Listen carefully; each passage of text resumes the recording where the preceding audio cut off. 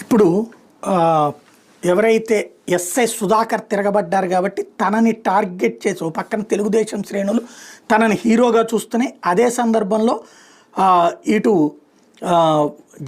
YSR Congress party శ్రేణులు మాత్రం దాని మీద తీవ్రంగా విరుచుకుపడుతున్నారు. అందులో ప్రత్యేకించి ఎవరైతే అక్కడ ఉన్నటువంటి మాజీ ఎమ్మెల్యే తోపుదుర్తి కీలకమైన ఆరోపణలు చేస్తూ వచ్చారు. ఎస్ఐ సుధాకర్ కూడబెట్టిన ఆస్తులు ఆయన తండ్రి 5 ఎకరాల భూమిలో వ్యవసాయం చేసి సంపాదించిన డబ్బుతో కొన్నాడా? చిలమత్తూరు దగ్గర ఫామ్ హౌస్ ఎవరి డబ్బులతో కొన్నావు? అక్కడే కోళ్ల ఫారం నిర్మాణం చేస్తుంది నిజమా కాదా? రామ్నగర్లో ప్రభాకర్ చౌదరి ఇంటి వద్ద పెంట్ హౌస్ ఎలా కొన్నావు? డస్టర్ కార్ ఎలా వచ్చింది? కర్నూలు దగ్గర బంధువుల పేరుతో అపార్ట్మెంట్కి డబ్బులు ఎలా వచ్చాయి?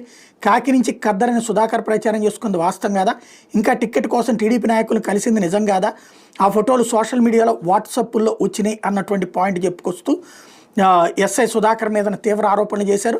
కేసుని నీరుగార్చేందుకు హంతకుల బంధువుల్ని